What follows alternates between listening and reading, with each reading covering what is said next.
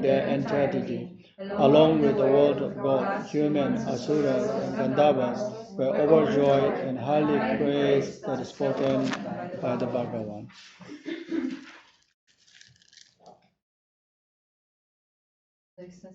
Yep. All surrounding sentient beings go for refuge to the Buddha, go for refuge to the Dharma, go for refuge to the Sangha. Prostrate to the great Mother Panchaparamita, wisdom gone beyond. Surrounded by all the children and by the seminaries of the Buddhas, Bodhisattvas of the ten directions. By depending on my prostration to all of you, may this word of truth be actualized. In the past, the Deva King Indra dispelled the Mara's evil beings by reflecting on the profound meaning of the wisdom gone beyond, reciting the profound word of the daily recitation. In that same way, I also reflect on the profound meaning of the Great Mother Panchaparamita and recite the profound word in daily recitation. May all disease, spirit possessions, bad conditions, and all the negative directions, and the which appear due to the past karma and immediate condition, may all this be dispelled. May it become non-existent. May it be pacified. Yeah. Yeah. The prayer to the lion face. I prostrate to the gathering of the Dakinis in the three chakras, who abide in the holy yoga of using space. By your power of clairvoyance and magical emanation, look after like a mother of her child. Okay, Samarada Shadara Samaraya. So when this mantra, unlikely than any of the mantra, when you use mala, then you roll the beats out like this akasana, like out, place around the heart level, and you count out. So all the other mantras are count in. So this one to dispel the hindrances. All the hindrances mentioned before, like so you visualize in the form of black smoke should going out beyond returnable, beyond reachable, something like that. And not necessarily you have to count just one by one. You can count fast while reciting the mantra. Aga samana shada samana, aga samana shada, aga samana shada samana. Maybe slowly, just Aga sama raza shatara sama raya pe. Aga sama raza shatara sama raya pe. Aga sama raza shatara sama raya pe. Aga sama raza shatara sama raya pe. Aga sama raza shatara sama raya pe. Aga sama raza shatara sama raya pe. Aga sama raza shatara sama raya pe. Aga Samaranza Shatara Samaraya Pe.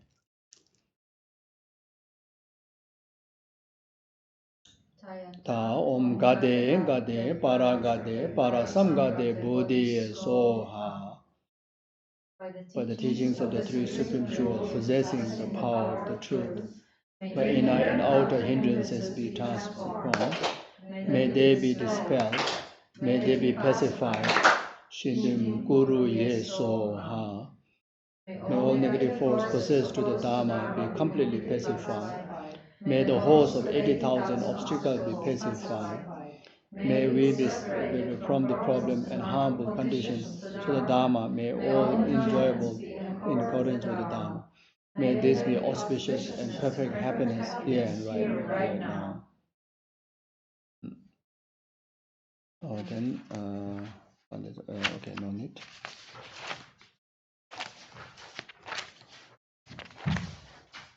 Yeah, so I think do the short mandala.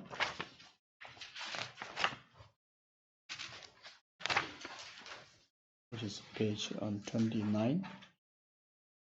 No. short mandala.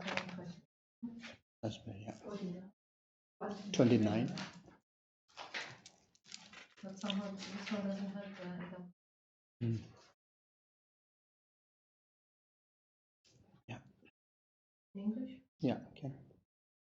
This ground adorned with the perfume, strewn with the flowers, adorned with the Mount Meru, four continents, and the sun and the moon. I imagine this as the Buddha's field and offer it. May all living beings enjoy the pure land.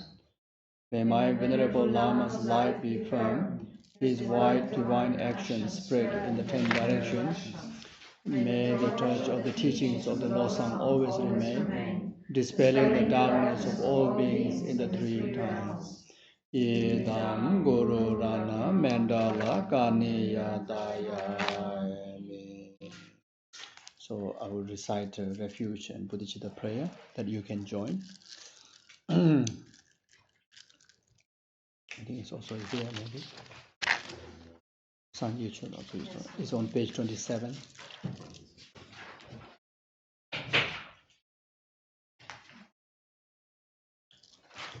Sangye Chedan Zoje Jona La Janju Badu Dani Jasonje Daji Jeje Jebe Sonamje Dola Benje Sangye Drubarai Jo Sangye Chedan Zoje Jona La Janju Badu Dani Jasonje Daji Jeje Jebe Sonam Dola Benje Sangye Drubarai Jo Sangye Chedan Zoje Jona La Janju Badu Dani Jasonje Daji jeje jebe zonam je dola benje sanje drubarai shu.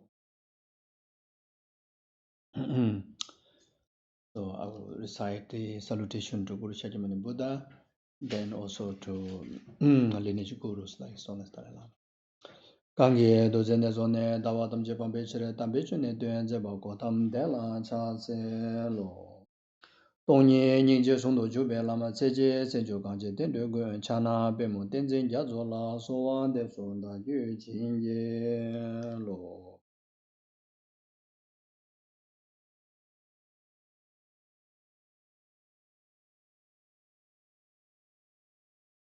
Okay, thank you. I think the text three principal aspect part also is in here, so you can. 76. 76.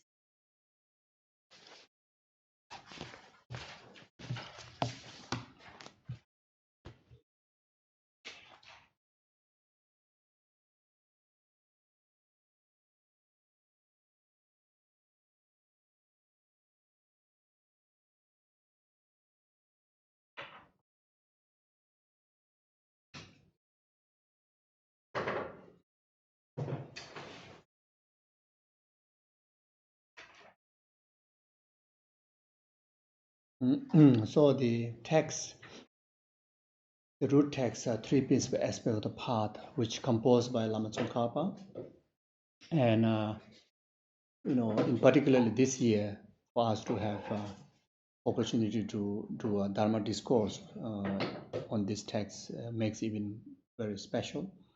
Because this year is the 600 years of parinirvana, or 600 years of Lama Tsongkhapa's existing anniversary. So around the world, there are extensive anniversary Dharma events are happening in all the great monasteries, great institutions. So I think even for the Lhagsam, study group here in Zurich, to be able to go through the Lama Tsongkhapa's very important text, as a part, I think it also as equal as remembering Lama Tsongkhapa's kindness and repaying, his kindness in teaching Lamrim, which have caused so many beings to actualize full enlightenment, like all of us. We're able to take the essence of precious human rebirth, due to unmistaken and complete Dharma that we can learn from Lamrim. And many of us who don't have opportunity to go through the philosophical tradition, to spend many great amount of years to study the hundreds of treatises. So, but yet can able to get the entire essence of the entire treatise due to the kindness of Lama Tsongkhapa. Lama Tsongkhapa himself spent entire his life studying the great Indian Pandits' texts, knowledge, then all the essence summarized into Lamrim. the Lamrim itself also has extensive explanation, Great Lamrim, Lamrim Chemo, then Middling Lamrim, then Small Lamrim.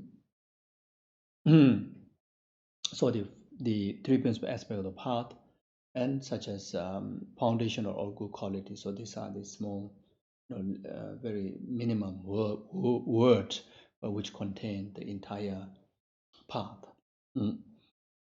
So, so just bringing this available, the credit goes to Lama Tsongkhapa, and for us to study in a very important meritorious year. I think it makes great blessing to us, in Dharma. So like that. And one of the best way to commemorate this anniversary and repay the kindness of Lama Tsongkhapa is to study his teaching and to practice his teaching and to actualize, realization in your best ability as much as possible. So that way, also offer service to Guru Shakyamuni Buddha. Whatever Lama Tsongkhapa teaches, whatever his compositions are, is a direct influence from Buddha Manjushri and direct reliance to the unmistaken Dharma of Buddha and the unmistaken commentaries on commentaries by the Indian Pandits like Nagarjuna, etc. Even in Tibet, there are hundreds and hundreds of scholars came to existence, and Lama Tsongkhapa is regarded the supreme among all the scholars. Even when referred to emptiness knowledge, Lama Tsongkhapa's explanation, Lama Tsongkhapa's understanding, regarded as a correct understanding what Nagarjuna intended on the emptiness wisdom, what he understood correctly, exactly what Buddha intended on the emptiness teaching, so like that. Yeah, so so in the text it says, first, there are a few headings. So first one is paying homage. So in the root text, I bow down to my perfect guru.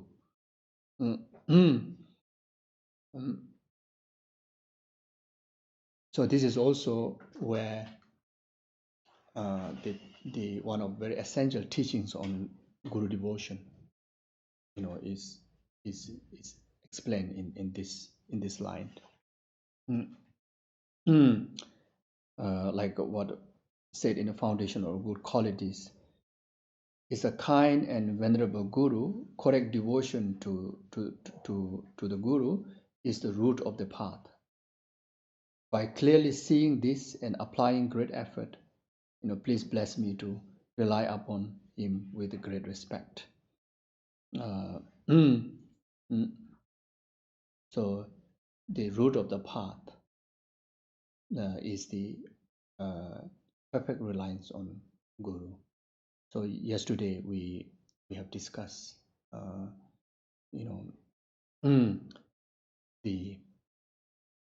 the variety aspect of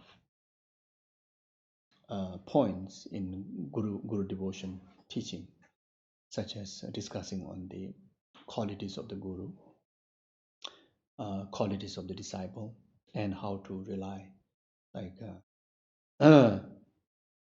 just to get reminded, and also for the some of the new one first time attending this session, then the guru is someone that who, as like what Maitreya emphasized in the Bodhisattva Sutra, Ornament of Sutra, is someone that who well disciplined with moral conduct and who actualize the qualities of serenity, the serviceable mind, and someone that who best actualize emptiness wisdom, if not, at least who who is very selfless. Then on top of that, someone who is loving kindness, compassion towards the disciple. Then possessing, the vast scriptural knowledge. So minimum possessing these 5 qualities, then this particular person can be qualified to rely upon as a guru. And as far as concerned with it, we discuss about the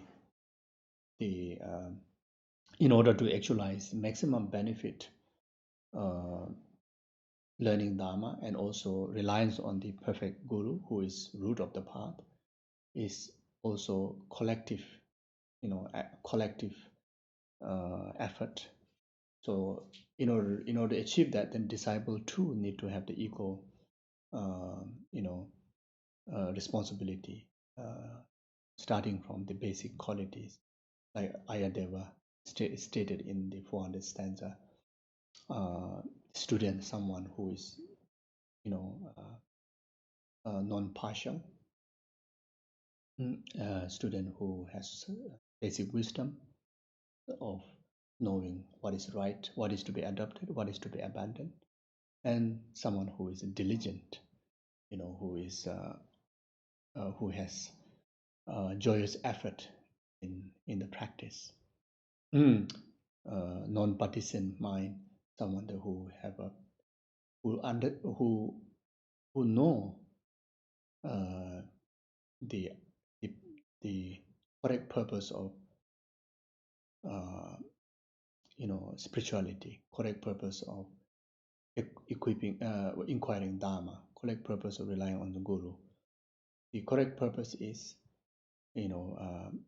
to actualize liberation, actualize enlightenment, nothing else. So when you equip with this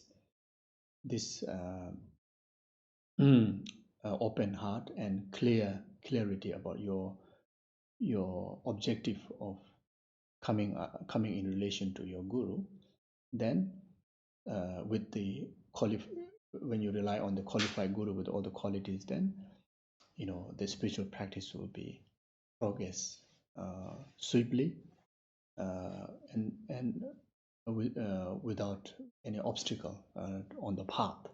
Then when these two qualified student and guru um,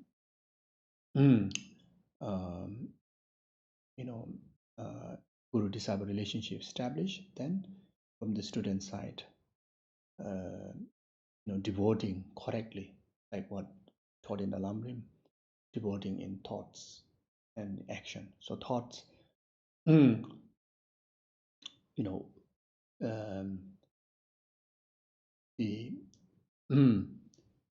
uh,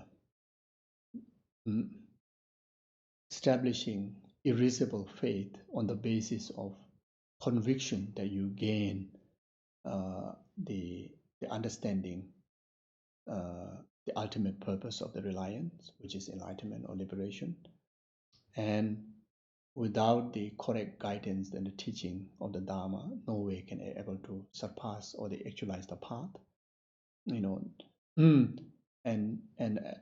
seeing absolutely the guru is the root of the path. Guru is the most essential, figure in your spiritual development. And on that basis, then developing irreversible faith. If it's just a Mayanic Sutrayana guru, then developing of irreversible faith, seeing guru similar to the Buddha. If it is a tantric guru, then seeing guru in Buddha. So establishing that faith is, relating to the guru through thought. So relating guru in action, then verbally, physically, and offer great respect, like how you would respect if you happen to see someone is exactly like Buddha, or someone is in actual fact real Buddha. If you happen to encounter such person, then how would you you know, show the gesture from your speech, from your physical body. So that much respect. And most of all, serving through action here referring to engaging in the practices, that Dharma that which taught by the Guru, which is teaching on three principal aspects of the path. Those are the Dharma. So oneself, one's body, speech, and mind, engaging in those practices in our day-to-day life, or teachings of the three principal aspect of the path, taking into the guideline into our day-to-day ordinary life, like such as work, relationship, whatever aspect of life that you go through, taking three principal aspect of the path as a guideline, and all experiences or all deeds in our day-to-day ordinary life,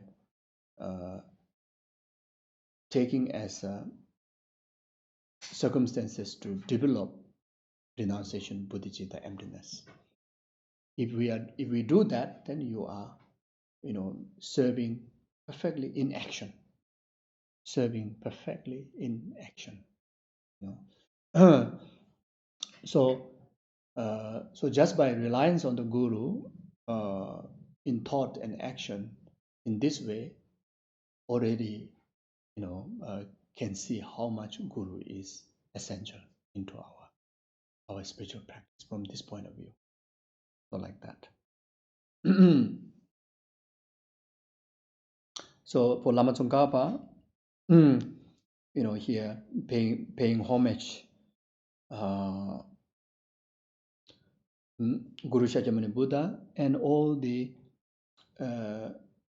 extensive and profound lineage gurus, where whatever wisdom that Lama Tsongkhapa gained, to illustrate this teaching on three principal aspects of the path, is by the blessing and by the wisdom that transmit, all the way from Shakyamuni Buddha and profound lineage coming from Manjushri, Nagarjuna, Shantideva, and all the way up to like Lama Atisha, then our gurus like past great Kadamba masters like Lama Tsongkhapa, Geshe Tenzin Lama Tsongkhapa, then to like His Holiness Dalai Lama, his lineage gurus, and up to our own lineage gurus. Then extensive lineage guru, so Lama Tsongkhapa paying homage here to extensive lineage guru. Sorry, yeah. I was saying up to our own lineage guru. This is what we have to think. But for Lama Tsongkhapa, he is making homage to the lineage guru up to him. All the past earlier Kadamba masters and all the profound lineage gurus coming all the way from Manjushri, Nagarjuna, Shantideva, then Lama Atisha, etc.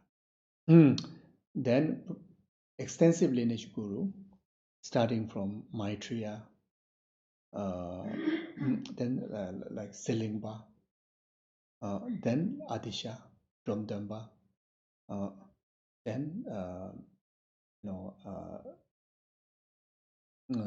up to Lama Tsongkhapa, up to him, up to his immediate guru, so he pay homage. Such as his immediate guru.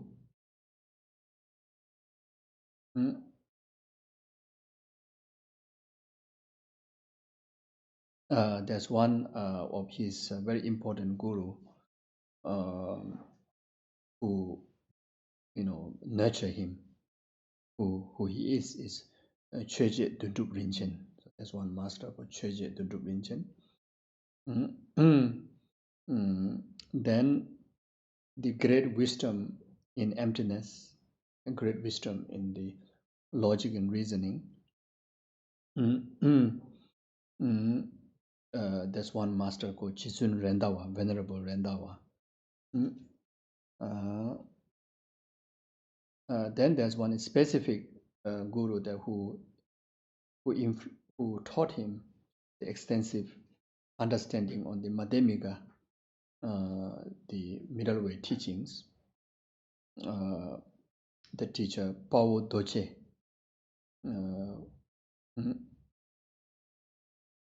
also called as Lama Umapa Pawo Doche. It's called as Lama Umapa Pawo Doche. So he make homage to these immediate lineage gurus also. Then also make homage to deities. Among all the deities, his main deity that who give a guidance for Lama Tsongkhapa to achieve great wisdom, to understand the correct the intent on emptiness by Nagarjuna and the Buddha, which is Manjushri. So making homage to Manjushri and all the other deities that he cultivate in practice. So the reason of making homage, there are two reasons. One is to receive the blessing to his composition of this teaching on three principal aspects of the path. Blessing here specifically is not just to remember what to compose, but whoever relate to this teaching to receive the lineage blessing, which will cause people who study this teaching will able to achieve realization in the path. So that is one of the main reason. The second reason is for him to clear obstacle to the composition of this text and actualize all the conducive conditions to composition to this text. So this is the main reason why he make homage. Of course, different texts has a different figure of the homage. This is one of the tradition of Indian and Nalanda's way of compositional tradition, which took into Tibet, and Tibetan scholars also did the same thing. And also from the homage, the figure of the homage will tell the readers quite clearly what kind of main subject that the composer are going to discuss in the composition. So here, making homage to the Guru is going to discuss the pith instruction of the Dharma, that which inspired by all the past lineage gurus. So therefore, pay homage to the Guru, like that.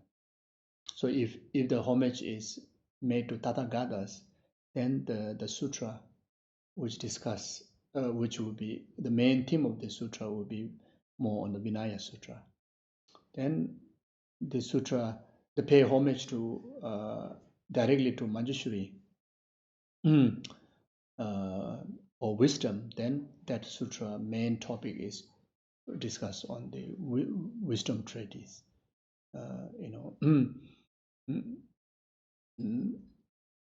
Then make homage to Buddhas and Bodhisattvas, then that treaty would main theme of the teaching of that treaty would be discussed on the such as like extensive explanation on the method aspect of the path, the general stages of the path, and the especially main focus on the method aspect of the path, like that. So yeah, so this is about it. Then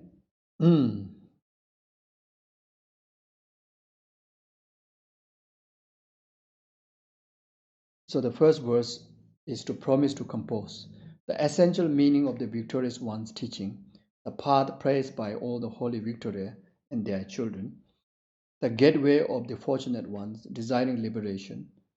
This I shall try to explain as much as I can. The essential meaning of the Victoria one. Victoria refer to all the Buddhas. all the Buddhas. The essential meaning of what Victoria's taught in the past is the 84,000 teaching. So Lama Tsongkhapa promised to illustrate the essence of the 84,000 teaching that was taught by the past Buddhas. And those teachings are those teachings which illustrate the path are praised by all the holy victor and their children. Praise in the sense that not just very colorful composition, poetry, not because of that, because those teachings is a 100% guarantee of delivering the result.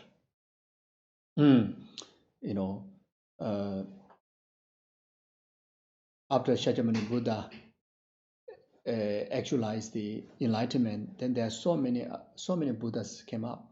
There's so many individual, actualized Buddhahood. They all praise the teaching that Buddha have taught, because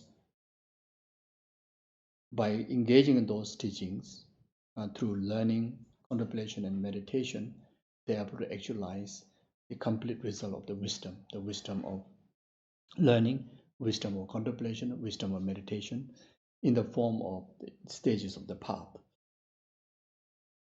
And not only that, also praised by the children, their children, Buddha's children, is referring to the Bodhisattvas, like such as Lama Atisha, like such as Nagarjuna, like such as Asanga, Shantideva, these are the Bodhisattvas, and plus is great scholar. At the beginning, they didn't just, accept the teaching immediately because of someone say so, Buddha taught so, and they thought, they just take it. Not like that. They went through a rigorous study, extensive study, extensive analysis, rigorous analysis, to make sure all the words of the Buddhas are, valid. Valid in the sense that not contradictory to the logic, not contradictory to the common sense, not contradictory to the delivering the result that what promise, what emphasize on the basis of those teachings.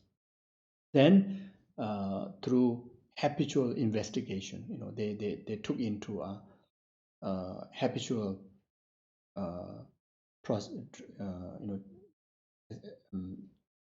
application in their day-to-day life, and to really check,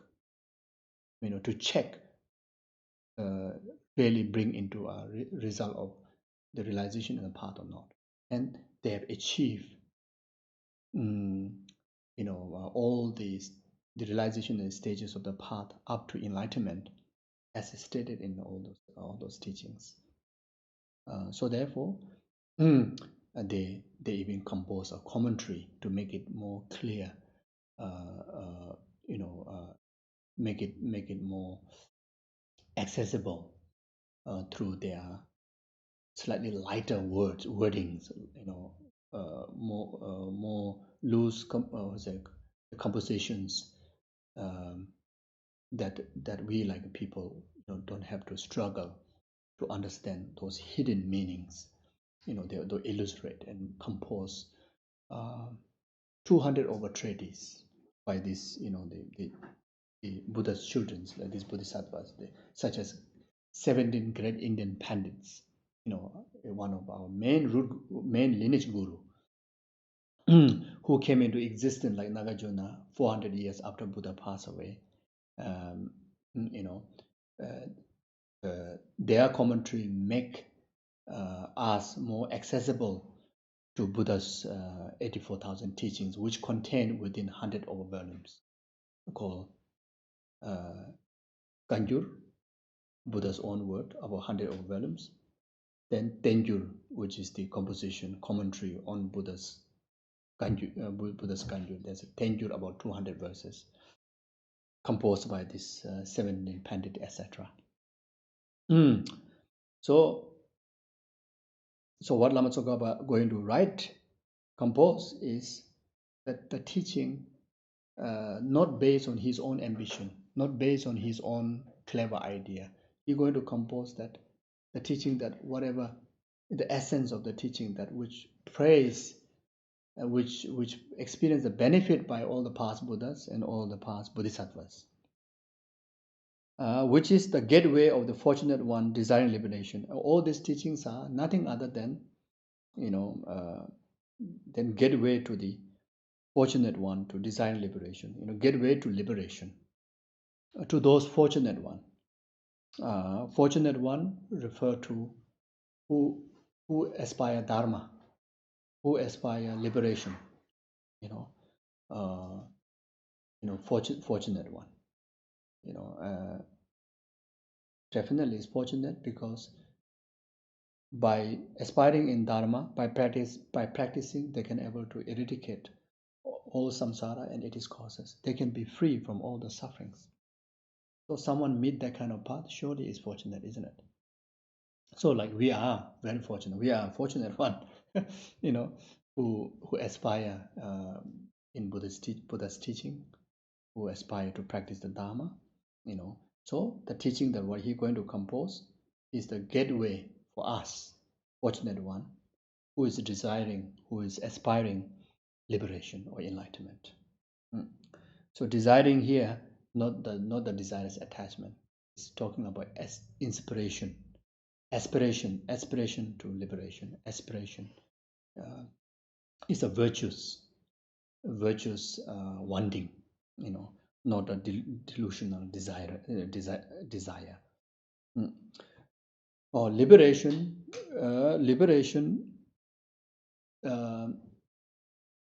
two kind of liberation: the liberation of lower vehicle and liberation of higher vehicle. Or the liberation that which described from the Hinayana path, a liberation that described from the Mahayanic path. In Hinayana, there are two schools: Hira school, solitary school. Hira practitioner, solitary practitioner. And their liberation is the smallest liberation. Mahayana, Mahayana Sutrayana, Mahayana Tantrayana, or also called as a Mahayanic Kausalyana, which is referred to Mahayanic Sutrayana, and Mahayanic Resultanyana is referring to Mahayanic Tantrayana. Or also use the term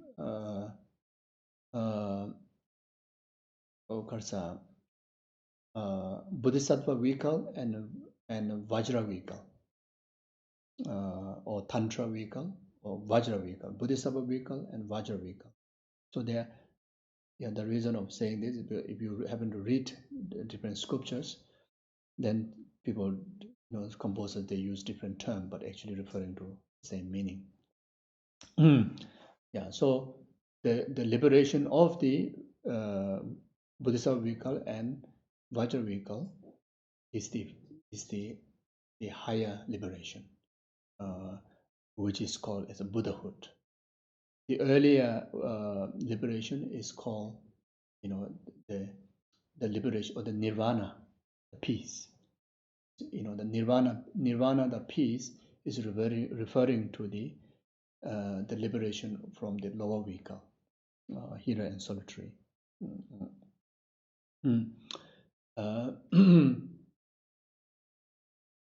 The liberation of the lower vehicle, the main obstacle to that is a delusion. Delusion and a karma is the main obstacle prevents to achieve the lower vehicle's liberation. So main task to achieve the liberation is to purify delusion and karma. The main antidote is selflessness, no self, the wisdom of no self. It's the main wisdom. Method is loving kindness, compassion, not the great compassion, but this pure heart, non-violence, the heart of non-violence, heart of moral ethic, which develop on the basis of love, kindness, and compassion. Even for Hinayana, for compassion. So through the the method of love, kindness, compassion, non-violence, wisdom of no self, selflessness, then eradicate karma and delusion and actualize nirvana, peace, the nirvana of liberation of the lower vehicle from the hero and solitary. So if you want to choose the vehicle aspect, tradition aspect, then you choose hero's vehicle or solitary vehicle. So hero is whose ultimate aim is to actualize liberation by abandoning self-grasping and delusion and karma, equipping with the wisdom of selflessness and method of non-violence, and through the reliance of the guru, teacher, or seniors, always stay along with the teacher. Then get guided, all the time. Listen to the Dharma, then progress your practice, until even to the last stage before attaining liberation. Still, live among the like a elders community, like a senior sanghas or teachers community. Then you actualize the path. You actualize the liberation. Solitary is you listen, you learn the technique, the Dharma from a teacher. Then after that, you choose solitude, like a forest practitioner or cave practitioner. So even at the final stage, attaining liberation, attains in a solitude environment. So there's a solitude practitioner. The ultimate goal, the wisdom, the method, and the negation are the same as hero and solitary are the same. So as for the Mahayanic, to achieve the liberation, either you practice, follow the tantric vehicle or the Bodhisattva vehicle, sutra vehicle. Wisdom is emptiness. The emptiness of phenomena, just wisdom of emptiness of self is not good enough. So you need to develop that the wisdom of selflessness into a higher wisdom of emptiness, which is wisdom of selflessness on phenomena, not just on self, but on phenomena. Then method is great compassion, Bodhicitta. Negation is the obscuration to omniscience. In other words, the tendency of the delusion, which is called obscuration to omniscience. Objective is to actualize Buddhahood for the benefit of numberless sentient beings. See, so you can see quite a huge difference between these two vehicles, lower vehicle and higher vehicle. So that's why the liberation, there's a two kind, you see, like that. So this I shall try to explain as much as I can. So if you are aspiring to the lower vehicle, lower liberation, if you are aspiring to a higher vehicle, so there are quite a number of choices. So Lama Tsongkhapa are going to explain those different methods for you to use. So something like that. So pursuing to listen. So now this is very much talking about the characteristic of the student or the practitioner. If someone who really want to take the maximum benefit of teaching on three principal aspects of the path or the Buddha Dharma, then Lama Tsongkhapa emphasize, these verses.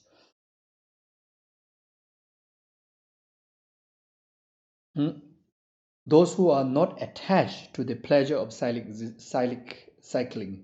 samsara, who strive to make freedom and endowment meaningful, who entrust themselves to the path pleasing the victorious one. You, fortunate one, listen with a calm mind. Those who are not attached to the pleasure of silent existence,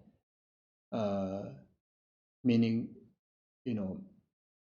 the person who going to get the maximum benefit of the teaching, someone that who don't get distracted by the sensual pleasures, someone who see no essence in sensual pleasures, sensual distractions. you know, mm, mm, uh, like the samsaric, attachment. Someone who sees falls in samsaric attachment, who not attached to the pleasure of self-existence. Yeah. Um, mm, Someone that who not attached to all the human sensual pleasures, what the human experience, you know, meaning someone even in the best comfort that we are experiencing, but still see that in the nature of samsara. Still, you enjoy you enjoy the comfort, but you are not attached to the comfort. You utilize the comfort. You utilize beautiful objects. Utilize enjoy or utilize beautiful object. Enjoy or utilize beautiful sound, beautiful touch, beautiful feeling. But all experience without attachment, without grasping. You know. So the the practitioner there who really will taste the Dharma, who really will taste the teachings of three principal aspects of the path, is someone that who has this awareness, who has this basic understanding or basic, basic understanding, mm, basic wisdom,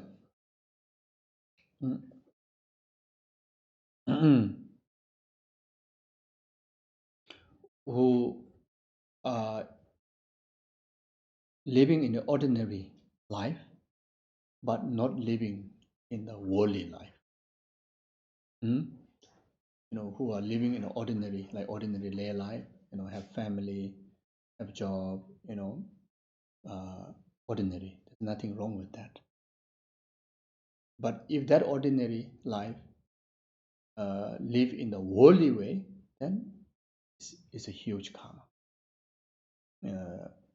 Worldly here meaning very much lead a life uh, under the influence of ignorance, under the influence of the delusions. There's no sense of renunciation towards delusion, ignorance, uh, samsara, like that. You continue to create causes to enhance the samsara, create abundance of causes to lead to a more samsaric rebirth, samsara after samsara. You see, so the student or the practitioner is someone that who is not attached to the pleasure of silent existence. Even how wonderful God may be, how luxurious human rebirth may be, but still that you are renounced. You have no attachment towards that. Yes, like that. So samsara, was it who are not attached?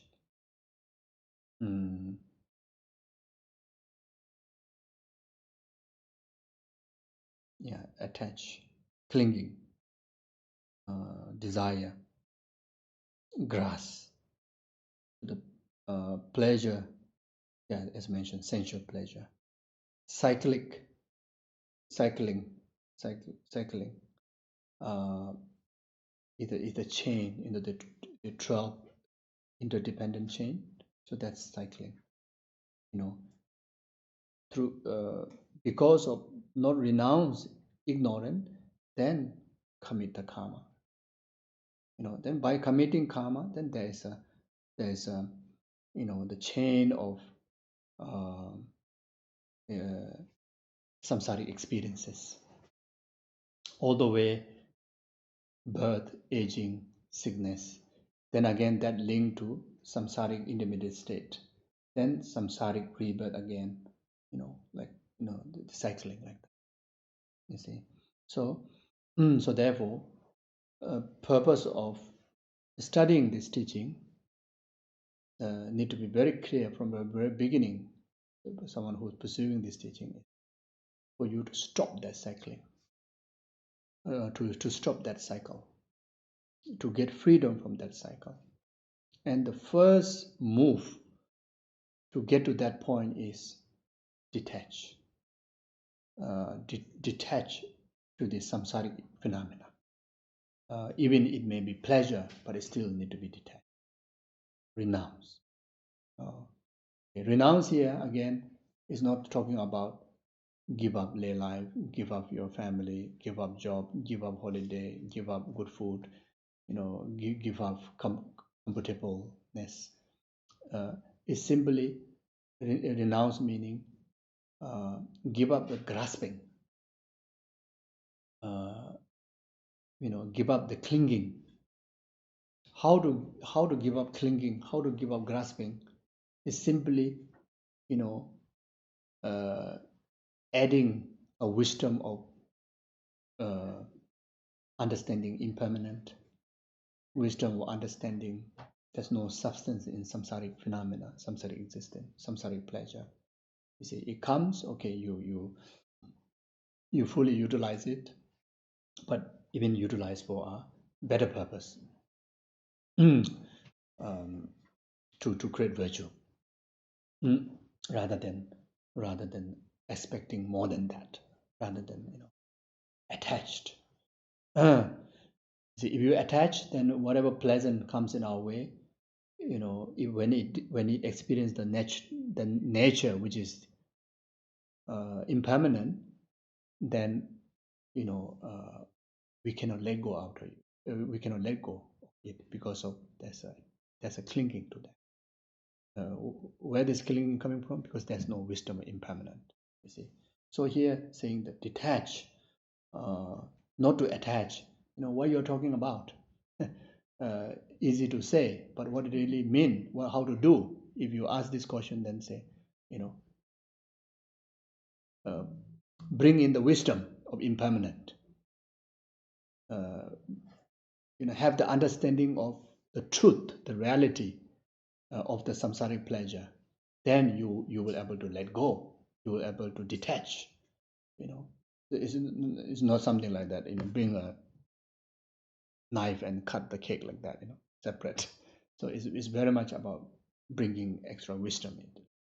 Then best is even bringing emptiness wisdom. You'll be even greater. But at least at the beginning, just try to have a basic acceptance of the nature. Since it is don't last, then don't push yourself to think it should be lasting. Yeah, understand? You get the point. So like that, this one you don't need to understand the three principal aspect of the path to have this wisdom. We just need to use common sense and yeah, just accept the nature.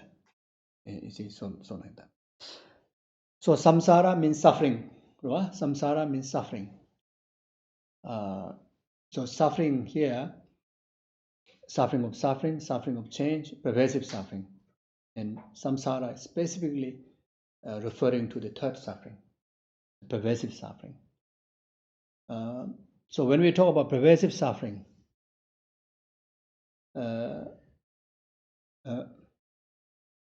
as long as it's by product or karma, it's all pervasive suffering, all samsara. Our house is samsara, our car is samsara, our mobile phone is samsara, our internet is samsara, our friends is samsara, our enemy is samsara, our garden is samsara, our lunch is samsara, our toilet is samsara. There's not even one around us that's not samsara. Even this statue is samsara. Unfortunately, even this Buddha statue, to me, is samsara. Yeah, because this is a creation of my karma. I'm samsaric. I'm still by product of karma and delusion. And whatever comes in my way, including Buddha statue, is product of my karma. And why is suffering? Of course, Buddha statue, is metal, so won't feel suffering. But if someone take away my Buddha statue, I suffer. So that's what it means, suffering. if you're beautiful, that vegetable chop up, so someone come and smash it, samsara, because it's suffering, because it's a byproduct of your karma. Now, the reason why that one exists, for you, the you suffer because of separation is happening, the impermanence happen. So that's why it's called samsara. Our mountains are samsara. All the mountain that I see is my samsara. All the river I see is my samsara. So even the Zurich River, I got a chance to see. Even I'm from Himalaya, very far away, but then my karma bring all the way here, and I also have a connection to this Zurich River, Zurich. What do you call? The Zurich Lake. And the Zurich Lake is my samsara. So as long as my karma and delusions are not purified, till then all these things will remain as a samsara to me. The moment I'm free from karma and delusion, then all this become pure. All this become pure, pure realm. You see, so samsara is something like that. Samsara means suffering. Who's okay? Those who are attached and pleasure like existing. So is it? So when I should enjoy the Zurich.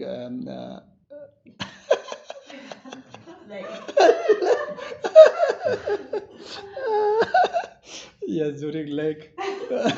Zurich mainly label like, I think I should label as a river because typical river coming in my head. Yeah. Yeah. So so beautiful, so beautiful. So I already took few rounds walking and so nice, but I have to enjoy it without attachment, without grasping. The moment I need to leave, okay, bye bye. I need to have that courage. Otherwise, if I keep missing, then trouble. Especially after I go leave day after tomorrow from here, the Zurich is all around my head, including in Jeff's town. It's my samsara. It's my very heavy samsara. Unless you take Jeff with you. Yeah. Oh yeah. So no. I think I better renounce it. It's more beneficial. I think so that it will give me a chance to enjoy more other foods. Otherwise, the samsara will be so intense. So anyway, yes. Yeah, because I still have no capability to experience even how delicious. Also, I have no capability to experience as a nectar. I only still experience as a dal only. So if I able to experience as a nectar, then yes, then I should keep Jeff with me all the time. Then no problem. Otherwise, it will bring more suffering. But then I suffer. Oh yeah, then you suffer. Yes. Yes. So anyway, you see, so like that. So yeah, we treasure the family, we treasure friendship, we treasure whatever comfort that we comes in our way, regard as a blessing of the Buddha, then take as a blessing, but without any sense of, like belonging or like it's mine, which expressed by self-grasping mind, there's no sense of how to say, it comes in your way with so many reasons, so many causes and conditions, like such as merit, etc. So lacking of this idea, it becomes grasping. And the moment we start to see all the causes and conditions, then somehow it's like spread out, almost like it's anything we have is supposed to be sharing, because there's a contribution by everybody. So it really helps to loosen our heart, see, open our heart. So anyway, like that.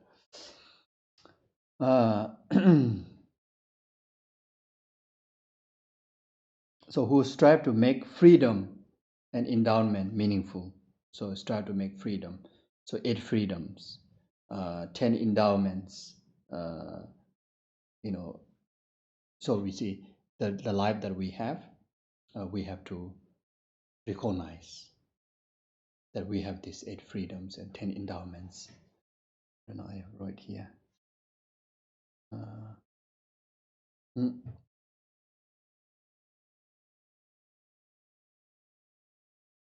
mm,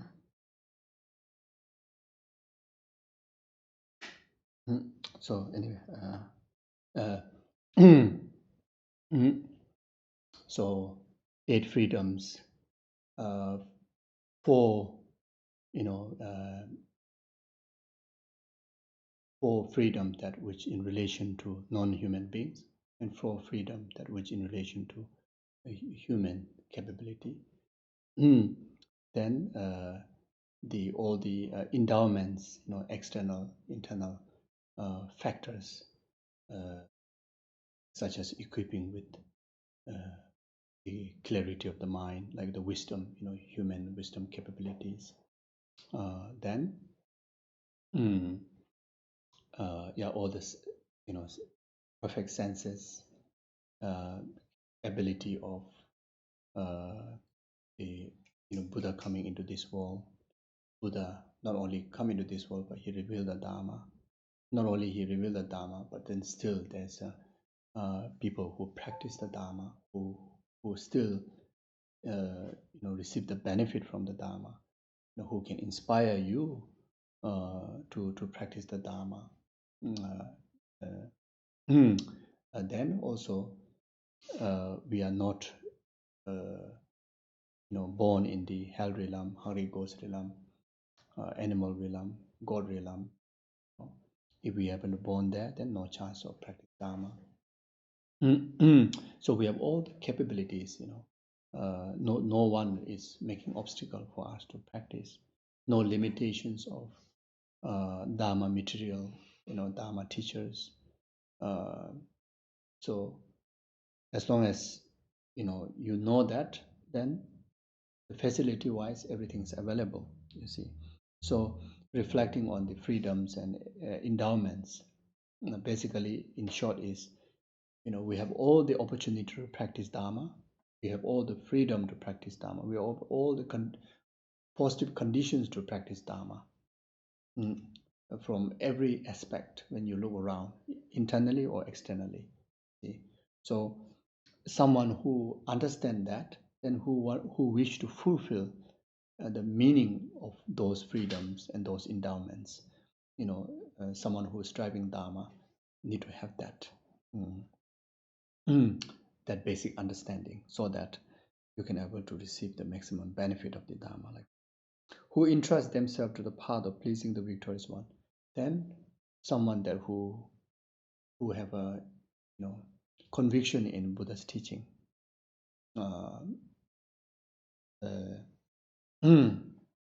yeah, mm,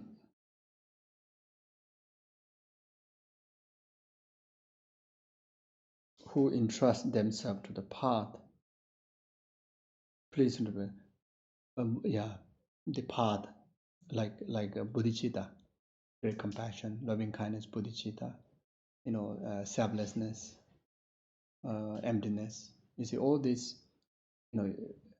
having some sense of admiration, some sense of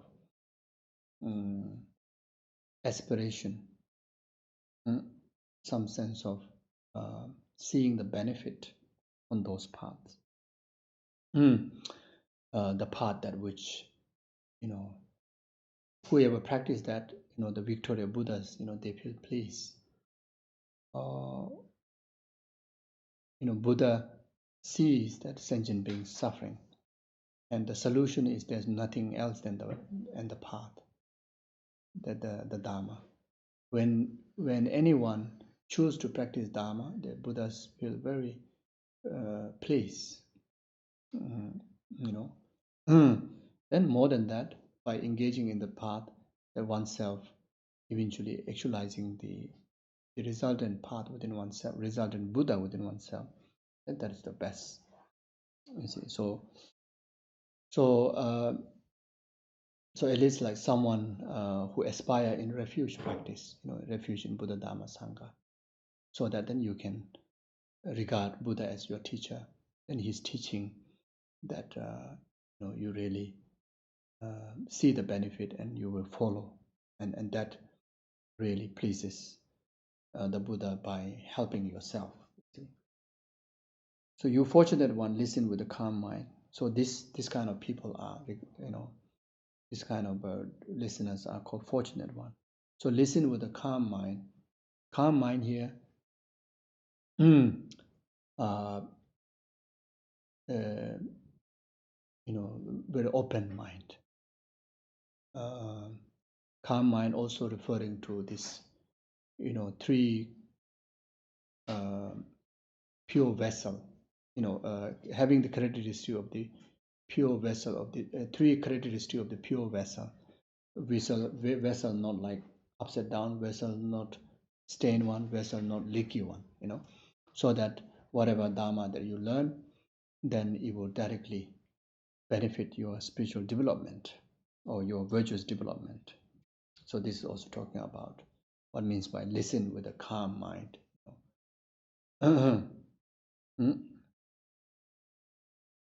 The purpose of generating renunciation. So three principal aspects of the path. So there are three.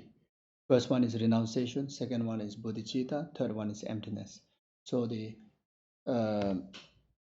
bodhicitta and emptiness, sometimes they introduce other way also, like after introducing renunciation, then they introduce emptiness, then after they introduce bodhicitta. In many texts they introduce renunciation, then bodhicitta and emptiness.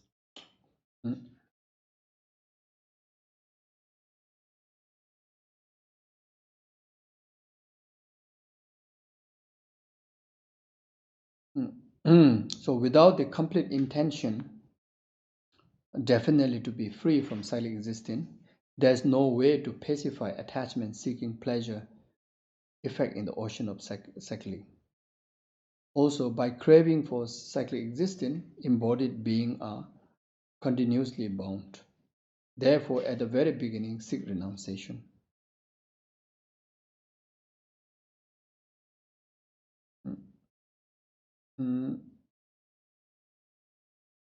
Without the complete intention, definitely to be free from self-existent, no way can pacify delusion like attachment. So how to have a complete intention to definitely to be free from self-existent?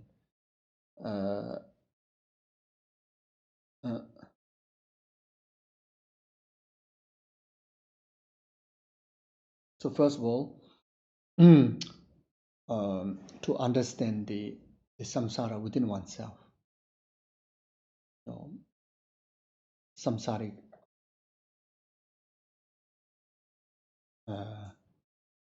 the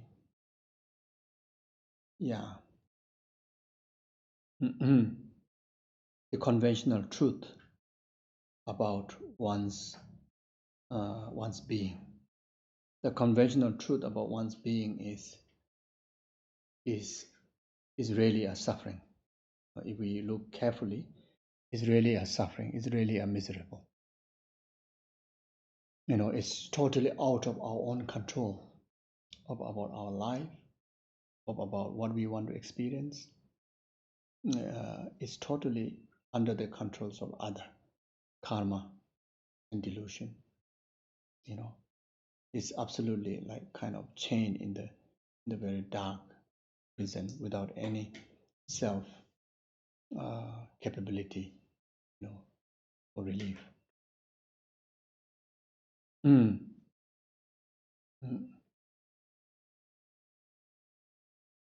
So, as a human being, then there's a specific suffering of human being that to be reflected on top of basic samsaric suffering. The suffering of change, pervasive suffering. On top of that, then the human specific sufferings is suffering of not achieving what you wish to achieve, not getting what you wish to get, and suffering of losing what you do not wish to lose. know, mm, encountering uh, you know uh, unstoppable causes and conditions which will cause suffering. Even you do not wish suffering even for a moment. Mm. Even we wish for happiness, but then willingly, ignorantly, engaging in committing abundance of causes of suffering. There's so little inspiration in virtues, so little inspiration, so little awareness or mindfulness in cultivation of Dharma, cultivation of virtue. Even you wish to cultivate virtue, but there's much distraction. So these are falls of samsaric human life. We do not wish to get sick, but then we get sick. We do not wish to get old, but we get old. We do not wish to get die, but we will die. Mm, mm, mm, mm. In life, inconvenience and problems is like more like a rainfall, snowfall, like that. Or it's like a water flood. Every now and then they just like without any stop, comes in our way, even though we never wish even for a moment in such experiences. We put so much effort to build security, but then there's no secure place at all. Mm. uh, Even house as a shelter, as a protection, but so many humans, they die because of the collapse of the houses. We have all these transportations like aeroplane, boat, etc. We thought that that's the protection to the life, but then they may be the main cause of tragedy of life. So, so these are the suffering. Foods are regarded as a supplement to to nurture the life, but then foods become a main cause, bring all sort of diseases, like diabetes, like cancer, blood pressure, strokes, all sort of things. There are so many things regarded as a pleasure, but then it happened to be, cause of much pain result. See, so if you look into the Lamrim teaching, especially the great Lamrim teaching, Lamrim Chemo, then the suffering of six realm beings, one by one, you reflect on it. It's a very detailed, So these are to be reflected, to be understood, in order for us to uh, definitely to be free from cyclic existence. In order for us to gain this genuine urge to be free from samsara, free from attachment, seeking pleasure, being the ocean of cyclic existence. We need to see the faults of the cyclic existence. We need to see the disadvantage of cyclic existence. So that will make us to mm, to renounce. So renunciation is only happens when you see the faults of the object that to be renounced. So if samsara is to be renounced, then we need to see the disadvantage and faults of samsara. If we want to renounce the delusion, we need to see each and every delusion's faults, negative characteristic, and disadvantage of it. Uh, mm,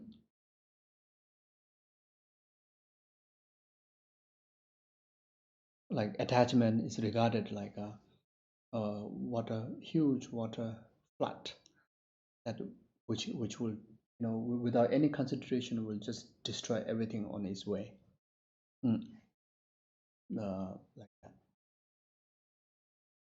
that. Shaitan drew the aversion is like a poisonous snake. When you indulge in it without any hesitation, will be poisons, bring immense of pain and suffering.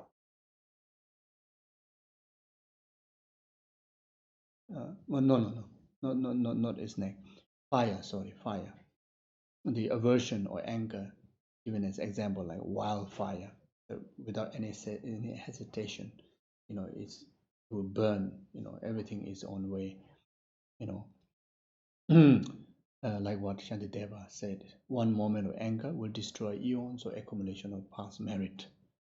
So can you imagine? Can we afford to get angry? As we learn and we know, the happiness is byproduct of merit. And looking at the factual life situation, we have so little time to accumulate merit. Even we have time to accumulate merit, but then we tend to forget to create merit with the altruistic mind. So even we spend so much time, but so little merit. You see, but yet we only want to experience happiness. At the same time, we never put effort of overcoming anger. And the fact is, the anger will destroy one moment. Anger has capability to destroy eons of accumulation merit. So now you see. So really have to renounce getting angry. Really have to renounce getting angry. If other thing cannot, but at least anger-wise, we just have to get away from it. You see. So like anger is like in the first experience of anger is immediately, not like attachment. Attachment initially sounds like pleasure, and things to do with attachment initially sounds like pleasure, even though it's not. But anger is from the very first moment that anger arises, that is like holding a burning chuckle in your hand and hoping to throw to somebody.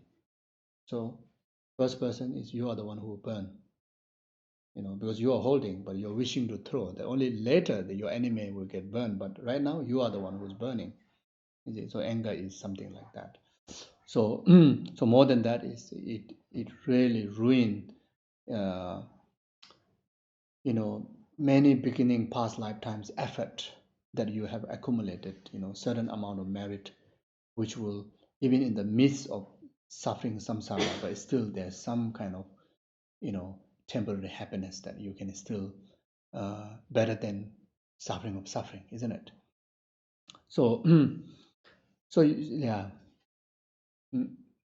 So the snake example is the jealousy. Chado drugijiba. It's like a poisonous snake.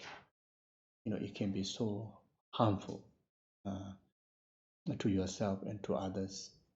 So therefore, if it's a poisonous snake, how much you love the snake, you will try your best to avoid, isn't it? Timu langbo, the ignorant is like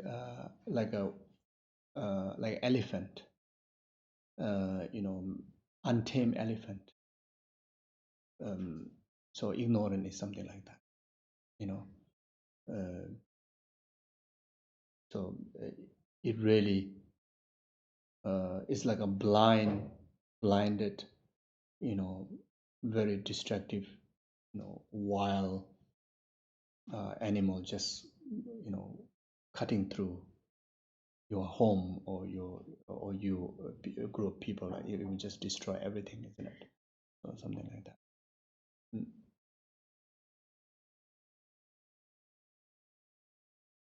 So then all the delusion has is it is nature of exaggeration,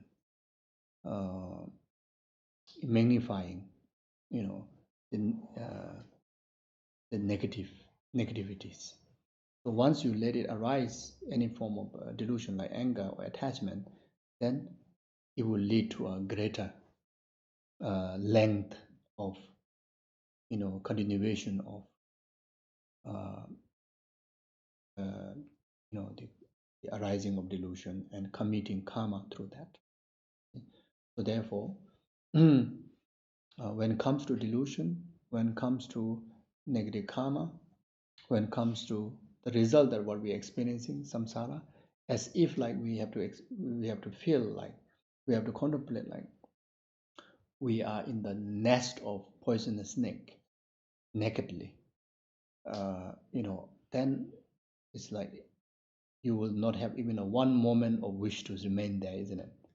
Was it even a one moment you will not wish to remain there? It's like 100% you want to get out of it. Or it's saying that you put a needle, that very sharp needle, then nakedly you put your buttock on there. So how would it will feel? Or it's the kind of saying that if your hair gone on fire, hair gone on fire, then of course not even for a moment that you say, okay, I wait. It's all right. Take it easy. You won't do that, isn't it? You will be without any without dealing even a moment that you will go to yeah, to free from the fire like that. So this sense of uh, urge to coming out of samsara, coming out of the indulgement and influence of the causes of samsara, it has to arise so strongly on the basis of reflecting on the faults and disadvantage of samsara itself and causes of samsara, like what we have said. So this is one of very important meditation in Lamrim, in order for us to practice Dharma purely, dedicatedly. To make that, then the meditation on the faults of samsara is very important. There is no way to pacify attachment, seeking pleasure, effect in the ocean of silent existence. Also, by craving for silent existence, embodied being are non continuously bound. Craving for silent existence. So here it very much meaning that even though you renounce three lorilam, you really see that quite obvious, how suffering it is.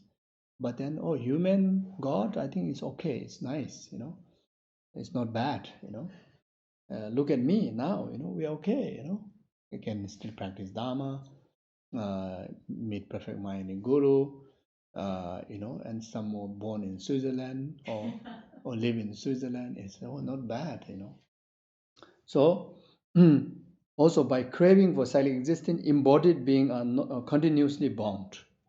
So then, continuously, that will cause us to repeat the samsara again, samsara rebirth again. So therefore, we must, aim for liberation, nothing else. In order to do that, then therefore at the very beginning seek renunciation. So renunciation is a basis to genuinely practice Dharma. Renunciation, the correct mind of renunciation will make your Dharma is free from worldly Dharma. Your Dharma will be free from worldly Dharma, worldly concern, free from worldly concern. Your Dharma practice your Dharma or virtue practice will be direct cause for liberation. In the past lifetimes, we have met Dharma, but then the renunciation was so weak. That's why we are taking this rebirth again, and we go through another round of havocs of samsara. It's not that easy as we thought, isn't it? Uh, how comfortable also, it's not as comfortable as what we expected, and we've been uh, feel quite comfortable about about human life. That's why we are here now. Mm, mm, mm. Uh, so we have performed virtues like such as generosity. We have observed moralities. But the thing is, we aspire to be born. We didn't, strongly aspire to liberate it. We aspire to be born as a human being. Then, due to the practice of generosity, yes, we have home, we have job, we have food, we have shelter. And due to moral discipline, we have family, we have friends. We have some genuine trusted people, and we are born in a place where there's some disciplines. You see, uh, quite comfort. But so this is the result of those karma we committed in the past. But the inspiration, because of the inspiration is still looking for samsaric rebirth, then all those virtues become worldly dharma. So which is useful for at least this worldly pleasure, worldly comfortableness, but then it's still in the nature of samsara, still in the nature of suffering. It's still in the nature of exhaustion. See? So therefore, Lama Tsongkhapa is reminding us this time. We make sure we seek liberation. Otherwise, we will be bound to similar continuation of death, then rebirth again, aging, sickness, then death again, and in between there are so much troubles. So therefore, make sure that whatever part they're going to discuss later is so precious. Part of Bodhicitta, part of emptiness, which is so precious, which will make sure that we have actualized liberation. But then renunciation is not fully matured one, and even how powerful the path may be, we cannot get the maximum benefit. So like that.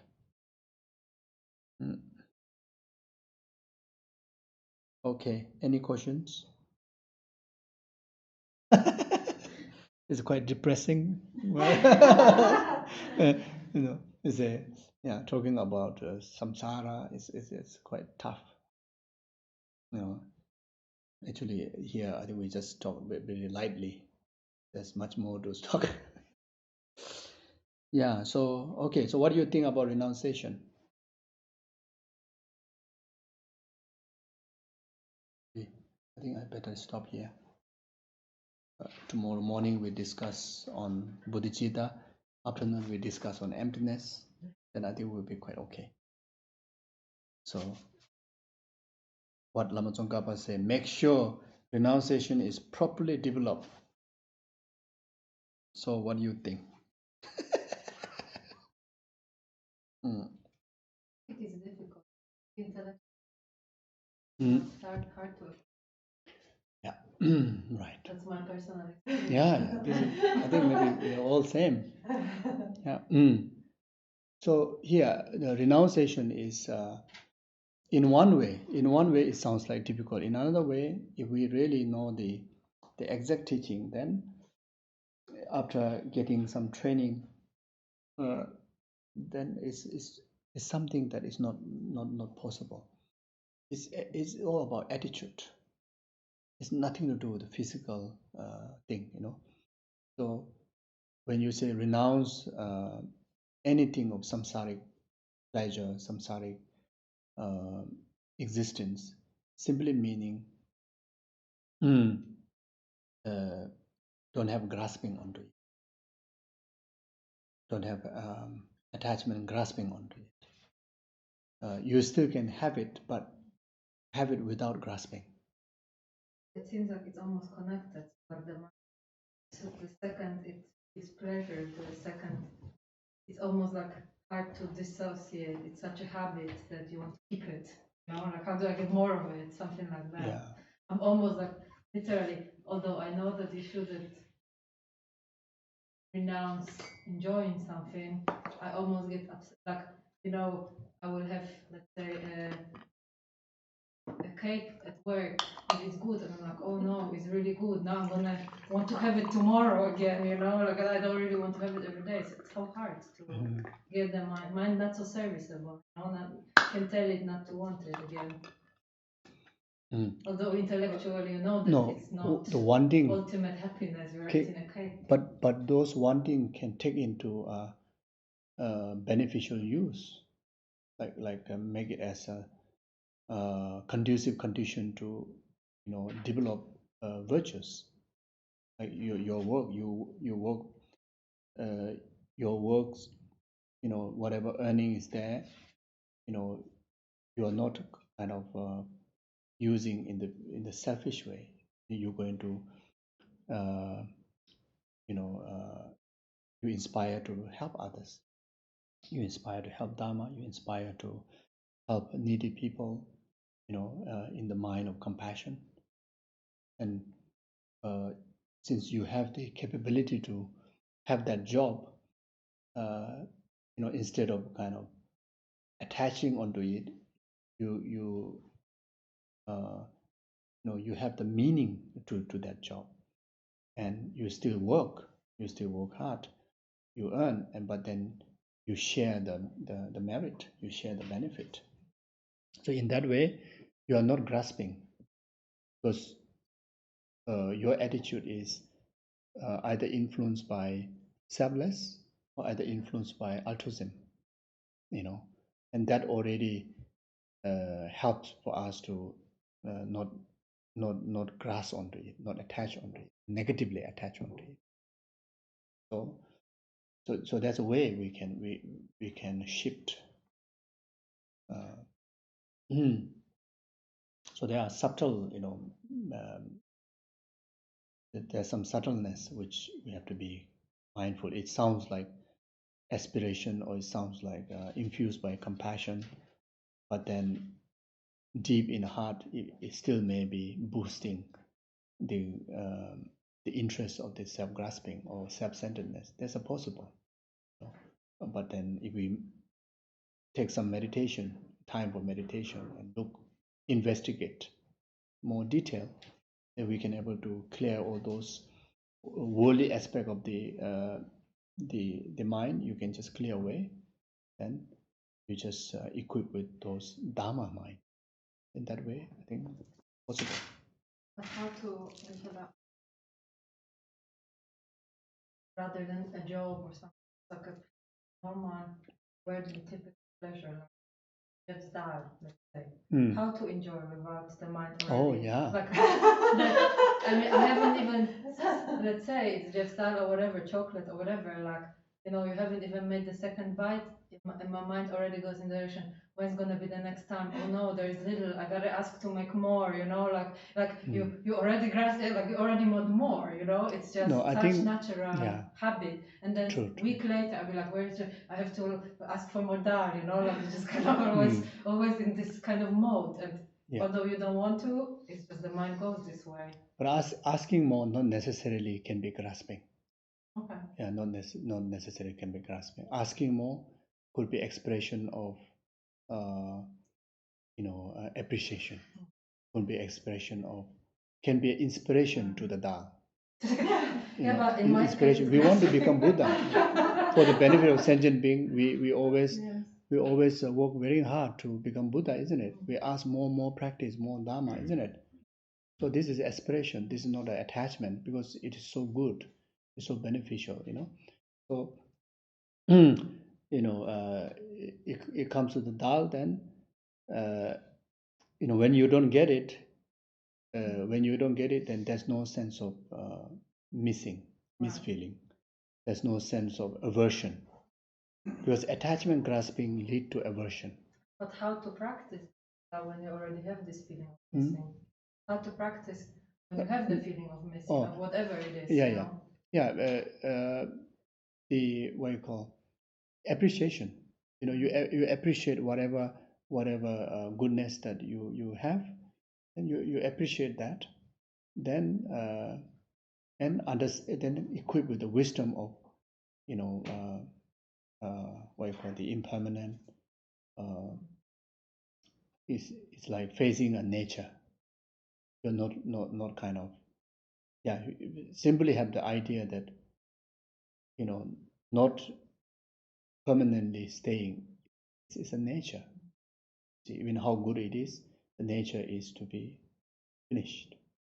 You see, so have that acceptance is clear to your heart. Then there's no aversion or grasping, saying that why is no more, or you feel frustrated because of no more. Frustration because of no more, then it's aversion. And missing, wanting more, the sense of feeling empty, and which is feel uneasiness, is attachment, grasping. Right. So when you feel gratitude of whatever goodness that you have, the time or the amount, whatever, then whenever there's no, then you just again infuse with the other wisdom of impermanent, with understanding the nature. So there's in that sense, there's a lacking of aversion, there's a lacking of attachment, grasping. There's also lacking of ignorant, because you use the wisdom, so there's no ignorant. See, so then the result of that, there's no inconvenience in your heart, because attachment, grasping brings inconvenience, sadness. Aversion also brings inconvenience. Ignorant will bring a lot of mistakes, making wrong decisions.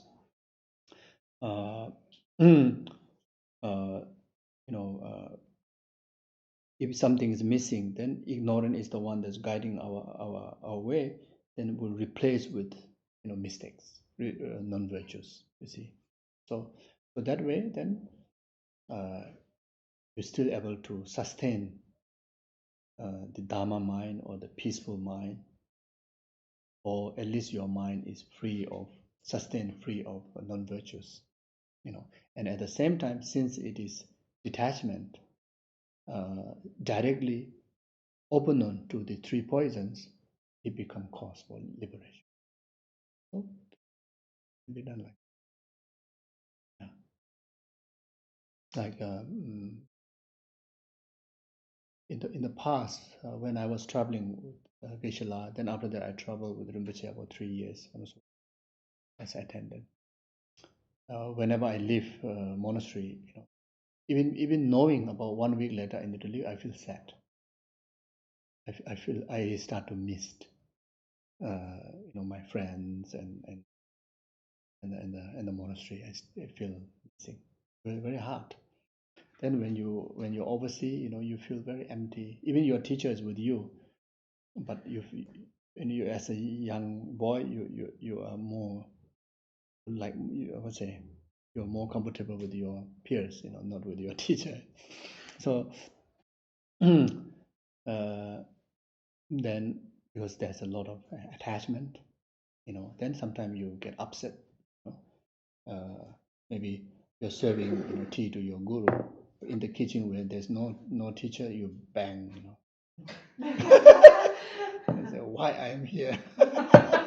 Possible, they didn't really do that, but possible, almost.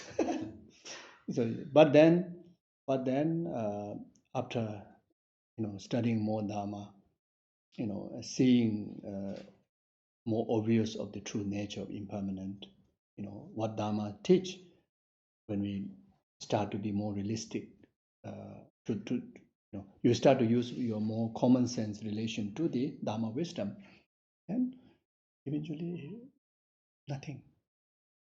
Yeah, you enjoy wherever you are. Then when you live, you just live very happily. You move on to next station very happily. And this is exactly what now I'm experiencing. You see, I move constantly, and everywhere is so beautiful. Every place, every people is so wonderful. Wow. And there's no misfeeling. I will not miss. I not miss Jeff's Dal, even those world number second. you know. Then even the world number one Dal I don't miss. I talk about it, but I don't miss. I will continue to talk about Jeff's Dal, but I won't miss it. So even after that, continue with like everyday salad. I will enjoy. I will still enjoy.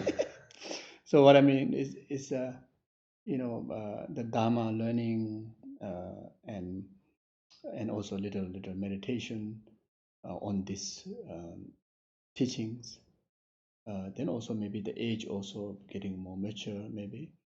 So somehow there's a changes is happening.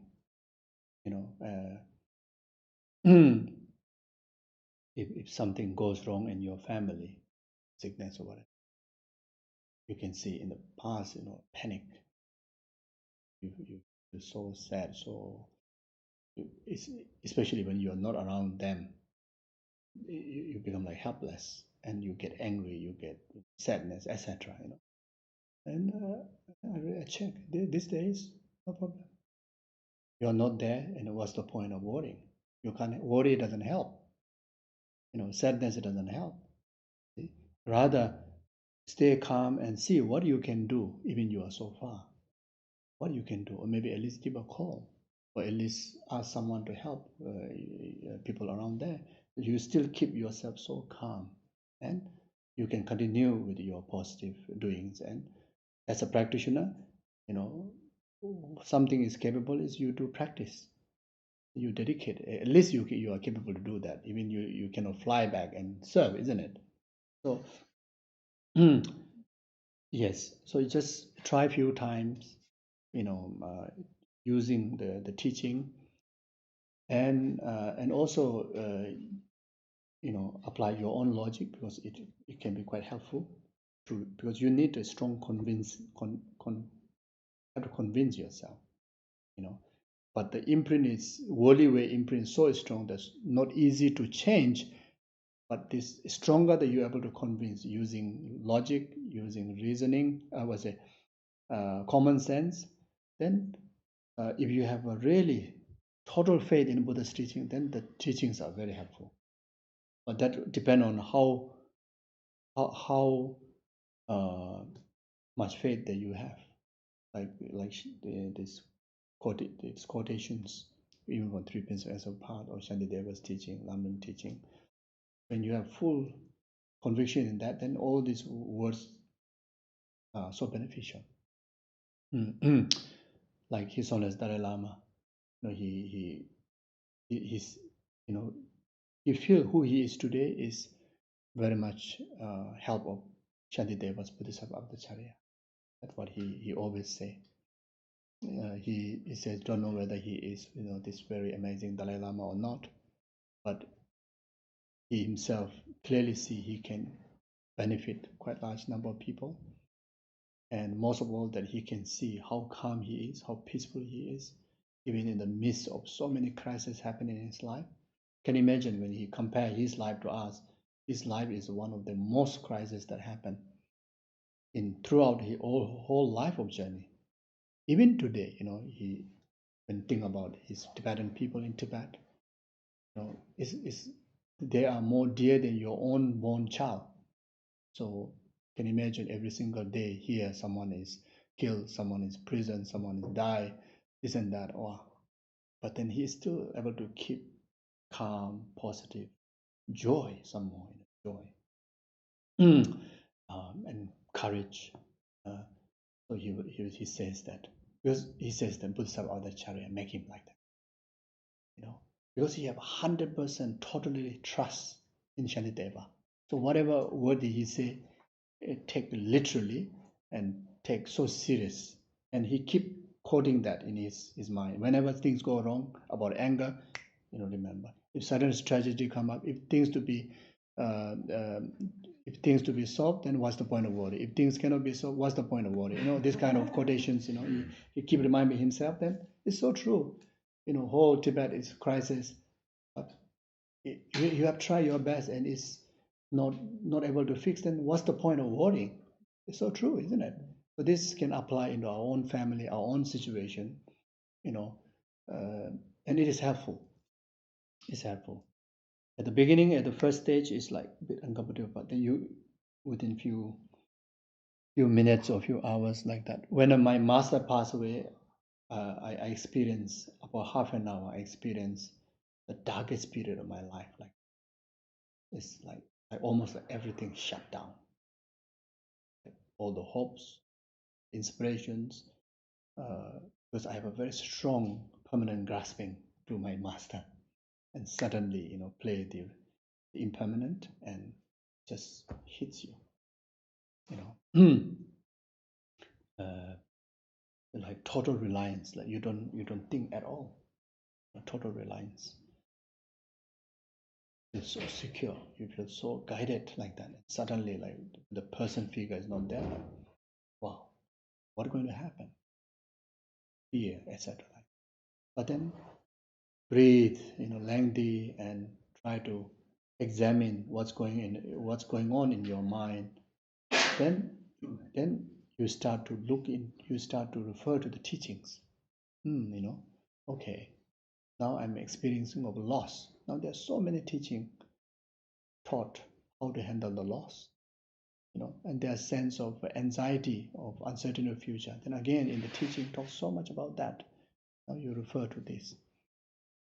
Then also think about if he is like your guru, you feel the loss of guru. Now refer to the Guru Yoga teachings. The guru is not something physical. It's about your heart. Guru is never separated. When you think about it, oh yeah, because you trust those teachings. Now really feel actually he's still alive like that. Even though dead, but then you still feel alive. Teacher revive you.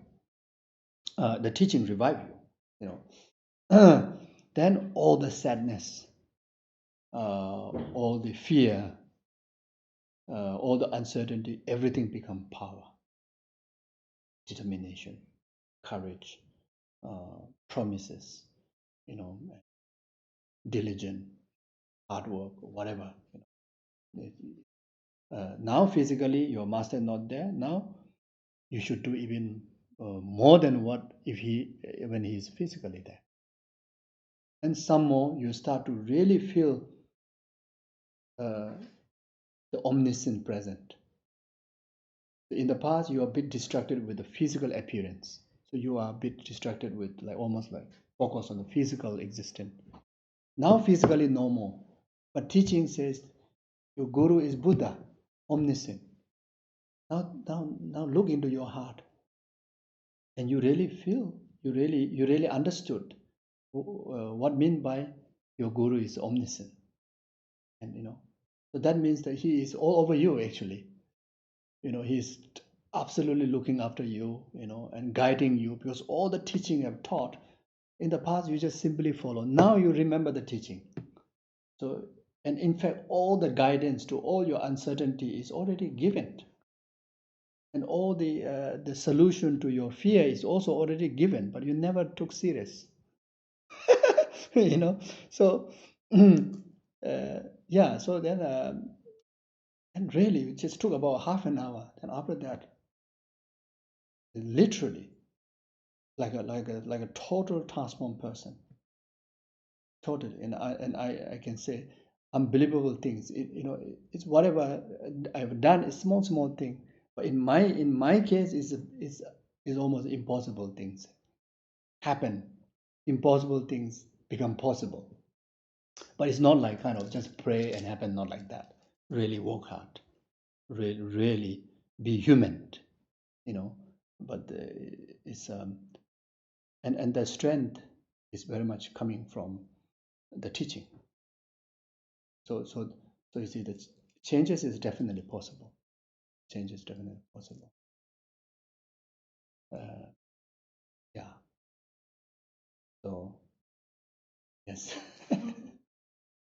So no grasping, because otherwise so much grasping. Your master now dead. Now you are so much grasping to his life. If you explain from the negative side, I'm committing so much negative karma in relation to that. Luckily, I able to come out of it within half an hour. Otherwise, can imagine. You see? Yeah. So yes. So this like renunciation, bodhicitta, emptiness, all these are the one help. Anything? Katya, she had a question that is bothering Oh her yes. for years already, so maybe better ask it. No, it didn't really bother me. Yeah, it's about gurus. Okay. Because, like, not that I'm super history, sometimes you hear or you actually teachers.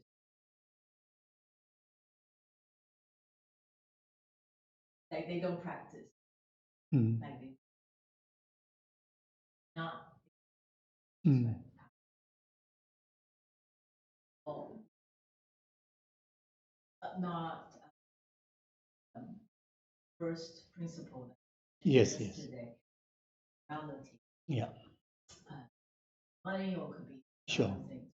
So, but they can Mm. with a teacher or Yeah. initiation, then are you then allowed to abandon the teacher, Mm. right? Because it happens not in all True. lineages, True. not just Yes. but Yes. so Yes. how then? Because in tantric practice we have this Mm. teacher. So in that case, how Mm. do you feel less? Do you feel okay not? Yeah. Coming? So there is a Lama Tsongkhapa again taught in Lamrim that if anything that can be clarified to verbally, then it says skillfully. Use a very skillful, gentle word to clarify it.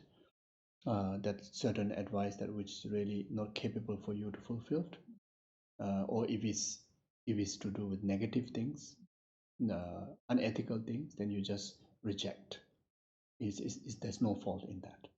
This is teaching of Lama Tsongkhapa. That's one of the things. The second thing is, if you start to see this, unethical behaviors, then the quality of wisdom. When I talk about the student, then you realize that, and you don't abandon the guru, but then you stay away. No, not abandon. Yeah, abandon means the dharma. Oh, okay. Dharma, that even though someone that you whom regarded as a teacher, a spiritual guru, then even didn't really teach much. Among rubbish and good one, the dharma is a lot of rubbish like that. You cannot focus on the rubbish part. Just take the dharma. Then that take the dharma teaching. You hold that because that is beneficial to you. Then physically and even contact, stay away. Totally stay away. If there's a danger to cross the border or moral contact, etc., then totally not even communicate, but you practice the dharma part. Then for your own benefit, you view this whatever is happening. It is the rejection of my impure karma. But in the realistic life, you have to stay away. You have to stay away, because if in case the teacher is not enlightened, the teacher is not enlightened and still under the influence of delusion, but then through the two individuals' karma, you have relied as a guru, then you in fact generate compassion to that teacher, because even though he's a spiritual teacher, but if you perform negativities, the consequences he have to suffer. No one. So you see. So for your own benefit, you generate compassion, and you also interpret. If anything that which is against the dharma, then say, "Oh, actually, teacher teaching me not to cultivate all this." but then physically stay away. So that won't commit the karma, abandoning the dharma, but at the same time being very practical and following what Lama Tsongkhapa taught. Yeah. Because it is not the dharma, but just the person that exactly. So that's why it's saying in the sutras, don't rely on the person, rely on the dharma. it is okay. Yeah. So rely on so take the dharma. If person do mistake, you can say it's an ordinary human being, but it's my respected guru. Okay, but if it's really ordinary from his side, then I should stay away. I rather feel compassion, but I'm not abandoning the dharma. And you are also not criticized. You don't have to criticize. You don't have to do anything. Just compassion. Help him. You see.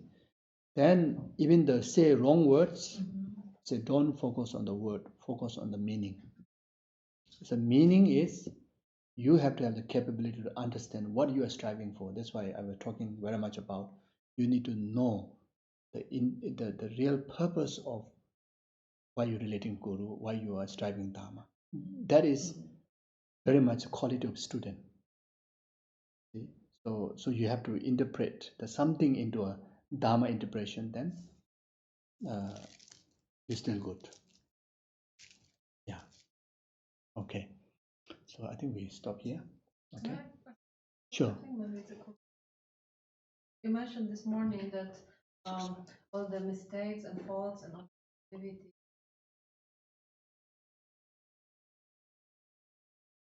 consciousness, the consciousness, gross consciousness pass on to the side, but we carry the karma. So how karma get carried if somehow touched or in any way connected with the most subtle consciousness? So karma, the karmic imprints are very much carry the sixth consciousness, so not the sensual consciousness. So it's still this not a clear light mind, but there's a some call the seven consciousness or some call the sixth consciousness, which still continue, and that carry the imprint. But it is it also dissolving. No, it doesn't dissolve. It still remains there. Negative karma, positive karma, whatever karma committed as an imprint is still there. Dissolve somehow into the drops. No. Only disappear from the gross awareness. So how to imagine that?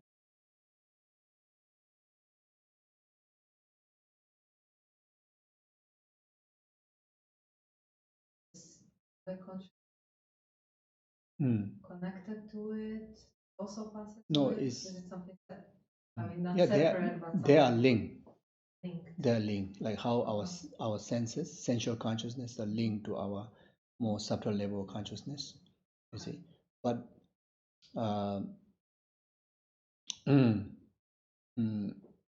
those imprint, the karmic imprints, is in the subtle consciousness, but not in it, not in it, not in the not as an innate nature of the subtlest consciousness. So they are like kind of. So it doesn't pollute it. Yeah, they are not, and our clear light is not polluted. Not polluted. So it's kind of to fully awaken clear light as a Buddha. Why unable to do that is because of there are other things, other consciousness, which is not a clear light, but still subtle level of mind are still there. So that's why there's no clarity to be fully awakened, just like the Buddha, even though clear light is no different than the Buddha. But you as a person you as a person who equipping with the awareness cannot fully apprehend the entirety of the awakening state of the clear light. because of there's a lot of blockage, lot of But cloudy. in the death process, when we feel like, Mhm. where is that consciousness, or how Yeah. to relate then to us the or the negative karma? Consciousness, it resides within that clear light somehow, or No, it it's won't somewhere? reside, or it won't disappear, or it won't. It just is like it's a part of related elements. It's a part of just like the like currently, like we are one mind, but then that that link to many other minds, many other levels of minds. So here we are talking about dissolution of the most gross state of mind. The karmic imprints are live in the non-conceptual, in the state of non-conceptual, very quite subtle, but not as subtle as clear light. Like that. Okay. Yeah, we dedicate the merit. So yes, so we dedicate like what the Shantideva have dedicated, like past Bodhisattva Manju Gosha, like a Chenrezig, Vajrapani, etc. How they have, how they dedicate whenever they accumulate merit, which will cover all the benefit, come all the sentient beings. So like that, we too, whatever merit we accumulate today, dedicates just like that. Chanjo semjo rinpoche maje panam chejo che chewa nyemba meba yang gone gondo pewar sho tonyin tawa rinpoche maje panam chejo che chewa nyemba meba gone gondo pewar sho rinye tawa rinpoche maje panam chejo che chewa nyemba meba gone gondo pewar sho kanre rawe kowe shingamde pendan dewa mali chungwe chere sewa tenze jazo ye shabe sede bado tenjo che tozo chanje jango jawe de zinjo pepe kunsu dobo che chozo kowe leme tur dazo de je gondo shabden sho. Okay, thank you. Take care. It's a long day for you. Please have some good rest. Oh, we have a Tara Puja, isn't it? no rest. We are resting now.